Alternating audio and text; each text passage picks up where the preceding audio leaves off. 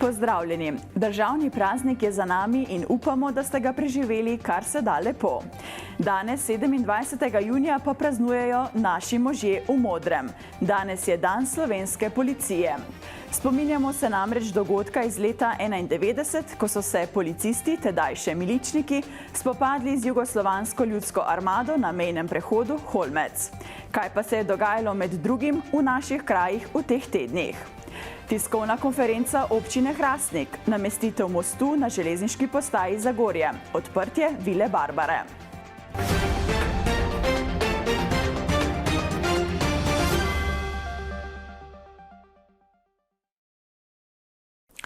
Petkovo popoldansko vreme ni obetalo nič dobrega. Nevihta, ki je oplazila Zagorsko dolino in povzročila nekaj škode, se je potem pravočasno umaknila in dovolj ohladila ozračje, da so navijači Primoža Rogliča pričeli zbirati na Zagorski ploščadi. Medtem, ko se je ploščad polnila, se je Primož ustavil, ki je drugje kot na znamenitem mostu v Strahovljah, kjer so ga pričakali njegovi najbolj zvesti navijači, družina, sosedje in prijatelji. Z njimi je poklepetal, podpisoval majice, odprl penino in nazdravil. Nato pa se je odpeljal v Zagorje, kjer ga je pričakala skoraj 1000 glava množica. V oblaku rožnatega dima so ga pričakali podporniki in zagorski župan.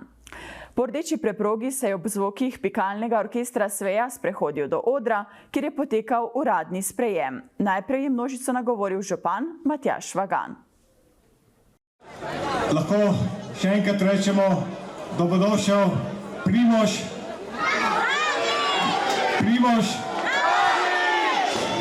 Dobrodošel Primož v Zagorski dolini, naš junak, ponos Zagorske doline, naš častni občan občine Zagorje ob Savi. Primož, hvala ti, da si postavil Zagorje na svetovni zemljevid in kamorkoli pride občanka in občan občine Zagorje ob Savi in reče Primož, vsi vemo, da imamo našega junaka in to junaštvo nas vodi iz dneva v dan. Primož, hvala ti, da nam si polepšal sekunde, minute, dneve in leta s svojimi uspehi in da danes lahko tudi na tem mestu samo rečemo ti hvala. Hvala za vse, kar si storil. In želimo ti, da po današnjem petem sprejemu se zopet vidimo po Venti, da se vidimo po Turu, ampak kakorkoli že, so vzponi in padci in Primož, ti boš vedno na vrhu naše Zagorske doline. Švagan mu je predal tudi sliko častnega občana Nikolaja Bera. Sledil je krajši pogovor med novinarjem Tomažem Kovšco in Primožem Rogličem, v katerem sta obudila trenutke iz zaključka dirke po Italiji. Ja, v bistvu se je to začelo res že kar dolgo nazaj s temi vičarjami. Tudi takrat sem se bolj kot ne odločil, ja, tule bo pa ta dan, kjer se bo mogla narediti neka razlika. Zdaj, seveda, če bi prišel s 5 minut prednosti, ja, to boljš, mogoče malo manj zanimivo, ampak ni bilo temu tako in ja, potem smo skupaj, bom rekel, z vso slovensko podporo, z vsemi navijači, res naredili nekaj neverjetnega in ja, na koncu smo realizirali. Po uradnem sprejemu se je Roglič pomešal med navijače in podpornike, za zabavo pa je poskrbela skupina Orlek. Kot je že v navadi, župani pred začetkom praznovanja občinskih praznikov organizirajo tiskovno konferenco, na kateri medije seznanijo z delom občine v preteklem letu. Tudi v Hrastniku se niso izneverili tradiciji, zato je v torek 20. junija potekala novinarska konferenca, ki je bila za spremembo drugačna. Župan je predstavnike medijev odpeljal na ogled izgradnje obrtno-industrijske cone Hrastnik in Mlakarjevega stanovanja, ki smo si ga ogledali pred uradnim odprtjem. Na konferenci pa je župan Marko Funkel poleg informacij o omenjenih investicijah povedal še nekaj besed o ostalih projektih, ki so predmet izboljšave kvaliteta življenja v Hrastniku. Med drugim se je dotaknil izgradnje kanalizacijskega omrežja, energetske sanacije zdravstvenega doma Hrastnik, gradbenih aktivnosti za izgradnjo stanovanj na Resnici, obnove hrastniških površin, energetske zadruge in otroških igrišč. Občina Hrastnik jih namreč vzdržuje kar 17. Dodal pa je še nekaj informacij o dnevu izobraževanja, otvoritvi ferate, otvoritvi brigadirske poti in festivalu Kamerad. Za našo televizijo je strnil. Kot prvo je zelo pomembna informacija o napredku izgradnje obrtno-industrijske cone. Kje smo v tem trenutku? V tem trenutku smo po besedah izvajalcev nekje na 60%, ampak to ne pomeni, da imamo še zelo veliko dela. Težko delo je bilo že opravljeno. Zdaj nas čakajo nas predvsem inštalacije, napeljave, prekopi ceste in jaz sem prepričan, da bomo ulovili rok, to je 30.9. Letošnjega leta, in da bo to res en tak prostor, ki bo nastal dol, ki bo pomenilo nek nov zagon hrastniški industriji. Gre predvsem seveda za veliki podjetji, ki pa sta ključna hrbtenica hrastniškega gospodarstva. Druga zgodba, ki se v tem trenutku odvija, je prenova cone Rudnik, industrijske cone Rudnik, ki se pričenja prav danes z otvoritvijo Mlakarjevega stanovanja. Kaj točno to pomeni otvoritev Mlakarjevega stanovanja? Kot župan lahko rečem, da sem izjemno vesel, da smo praktično vsako leto v zadnjih letih naredili en korak naprej na tej infrastrukturi, ki jo bomo uporabljali za kulturo, za turizem, tudi za športne prireditve, namreč tukaj poteka tudi recimo jamatlon, rudarski tek, in da se tukaj seli ne samo rudniška infrastruktura, temveč tudi pridobivamo, verjamem, da že s septembrom tudi en del steklarske in tudi del druge industrije, ki v Hrastniku je.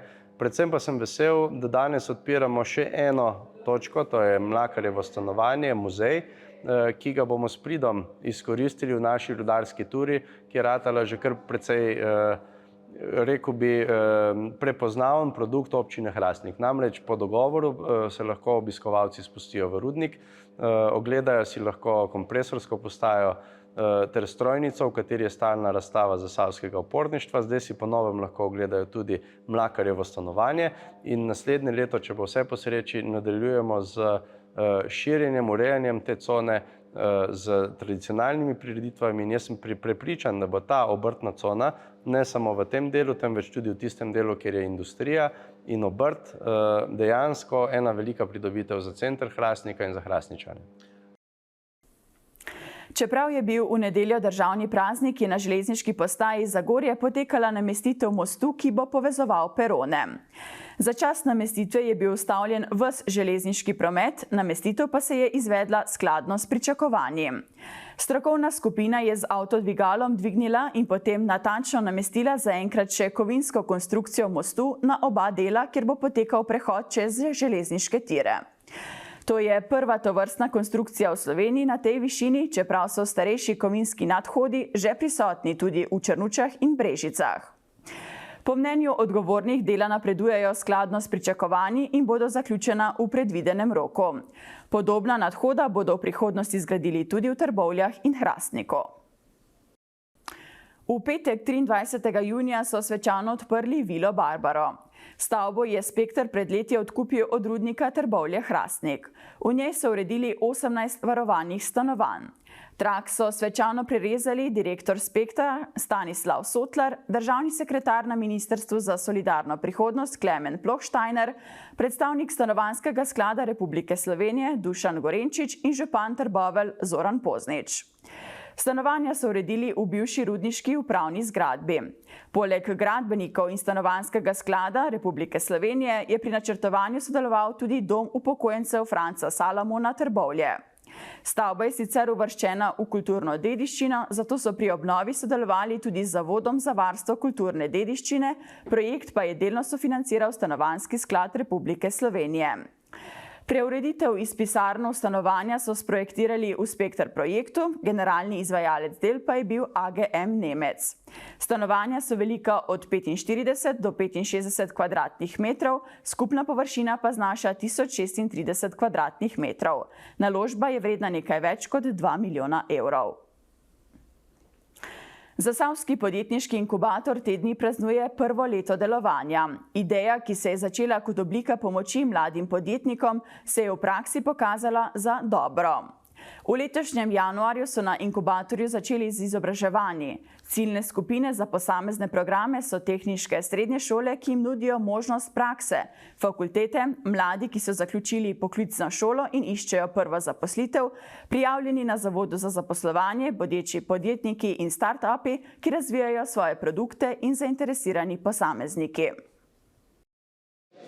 Letos najbolj pomembna stvar, kar se je zgodila, je, da so začeli ta izobraževanja, torej da pač ljudje lahko sem pridejo na nekaj kvalitetnega, sem pridejo ponovadi tisti, ki pač hočejo nekaj več, torej izobraževanja so zastonj in to je glih treba poudariti, zato ker če je zastonj, pridejo res tisti, ki jih zanima.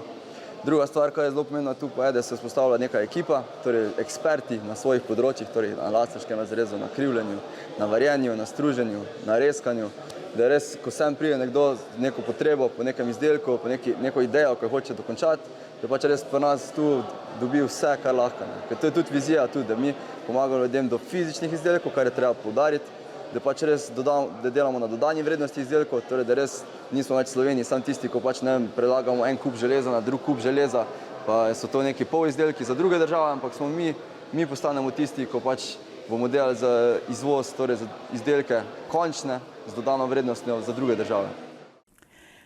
Odziv uporabnikov je velik, termini v 2023 so zapolnjeni do jeseni. Uporabniki so navdušeni tako nad kvaliteto izobraževanj kot možnostjo brezplačne udeležbe, ki je v Sloveniji edinstvena. V inkubatorju opravljajo tudi presoje podjetniških idej, strokovno svetujejo pri razvoju produkta in prototipiranja ter razvoja poslovnega modela.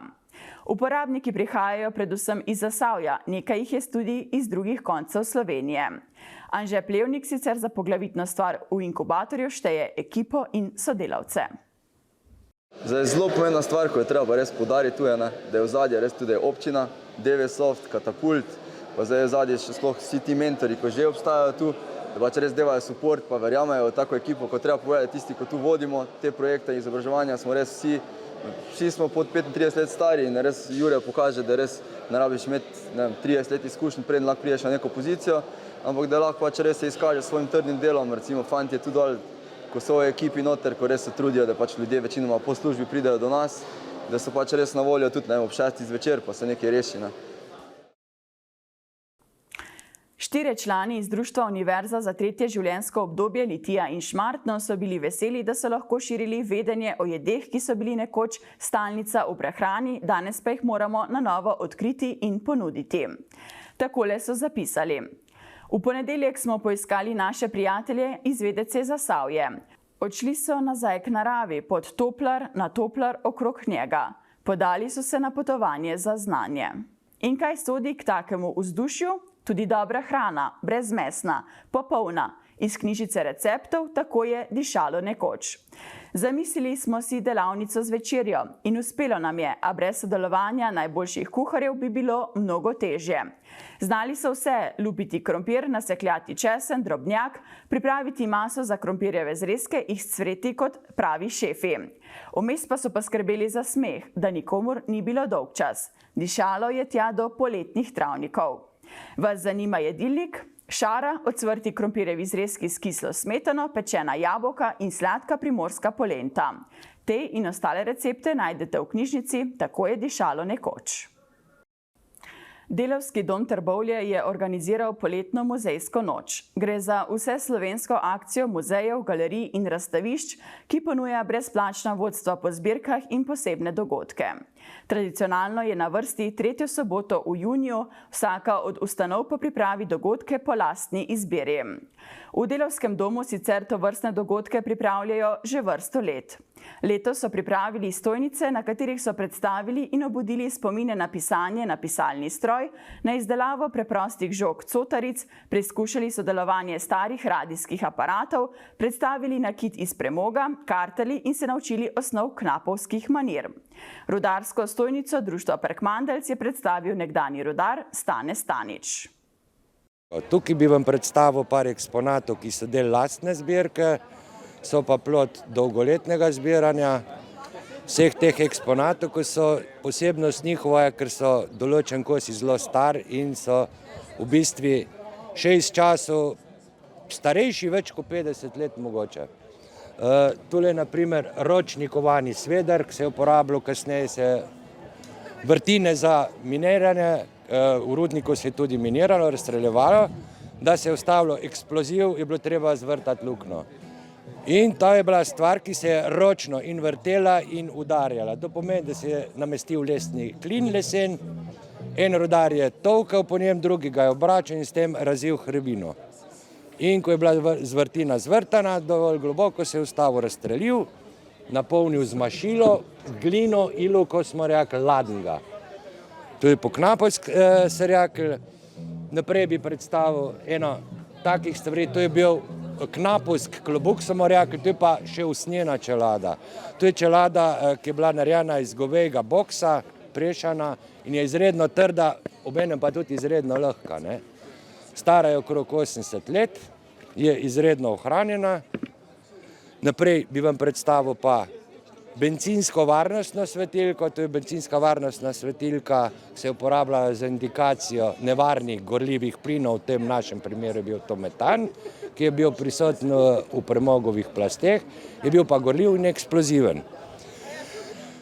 Tole je pa primer jamskih, mi smo jim rekli šlapi, nanole, oziroma to je prvi primer reciklaže, ko smo ga že nekdaj rudarji uporabljali pri svoji dejavnosti. To pomeni, trajnostno uporabo nečesa smo vrli, to je izdelano iz gumitraku, ki je bil uporabljan za izvoz rude, ker je bil pa trak že obdrgnjen, obnucan, neprimeren za uporabo transporta, se pa nadalje predelal in so naredili natikače za vstop v moštveno kopalnico. Obenem so se uporabljale še ta gortna, smo je rekli, gumitrak se je uporabljal za izdelavo torbic za nošenje rudarskega orodja, v žigalniku, razstreljiva in marsikaj. Izdelovali so se pasovi za hlače, ki so jih rudarji uporabljali pač v svoji službi. Del zanimive zbirke starih radijskih sprejemnikov, ki še delajo, je obiskovalcem pokazal Rok Strniša. Ljubiteljski zgodovinar, ki svoje zbirateljstvo imenuje Reševanje starih radijskih sprejemnikov, je aktiven na mnogih področjih. Poseduje tudi eno zanimivo radijsko zbirko. Sam jo tudi vzdržuje in popravlja. Danes predstavljamo tukaj na eni od stojnic zgodovino radijskih sprejemnikov, od prvega kristalnega detektorja do drugega reakcijskega audiona, klasičnega superheterodina iz 30. do 50. let, do UKV-ja, ki se je začel pojavljati v poznih 50. letih, in tranzistorskega sprejemnika, ko je nagnal radije z elektronkami. Mogoče ena zanimivost, replika radija, ko ga je delal bivši trboveljski župan Jakob Klenovšek v svoji prodajalni, ko je nažalost ni več, tukaj le za nam. Klenovšek je radije prodajal, popravljal in kdaj tudi kakšnega naredil pa uspešno prodal. Tale je dokaj natančna replika, samo eden še obstaja na sveti. In to je to. Pod zemljo med Trbovljami in Hrastnikom je bilo spet živahno. Organizirali so namreč že 16. tek jamatlon po rudniških rovih. Tradicionalnega teka po nekaj več kot 5-kilometrski progi in 200 metrov pod zemljo so se udeležili tekmovalci z vseh delov Slovenije. Z vodo in blatom zalita pot, namensko pripravljeni jaški in rovi, skozi katere se je treba splaziti, lesene pregrade in ograje, ki jih je treba preplezati ali preskočiti, tek navkveber, navzdol in po ravnem. Je le nekaj pasti, ki so postavljene strani organizatorjev in prekmandeljcev za oteženje dosega cilja. Poleg teka so se udeleženci tudi letos pomerili v metu bata škornja čez glavo v kulem kišto. Pogostili so jih s tradicionalnim zasavskim grenadirmaršem, ki so ga pripravile članice Turističnega društva Trbovlje, zmagovalke lanskoletnega tekmovanja v pripravi te jedi. Danes na jamatlonu grenadirmarš. Lansko leto smo zmagale in evo, gospod Marko nas je povabil, da letos kuhamo grenadirmarš na tem poletnem jamatlonu. Zelo so zadovoljni obiskovalci tudi od drugod, od daleč, saj ne poznajo zasavske jedi. kar prikimajo dobro in sicer tistega, veste, tistega, ki ti da energijo in sicer iz slanino. Tako, ampak tudi nekateri, ki so pa bolj vegetarijanci ali pa se bojijo za linijo, pa tudi brez. Ampak kar kimajo, kar hvalijo, tako da, lejte, zadovoljni smo nad vse. Začele so se počitnice, ampak naj bodo tudi te aktivne. Tudi počitnice so namreč take kot življenje, o katerem je pisal belgijski duhovnik Phil Bosmans. Življenje je morda res podobno loteriji, toda marsikaj je odvisno tudi od nas. Tudi to, kako bomo preživeli počitnice. Pa lahko noč vam želim.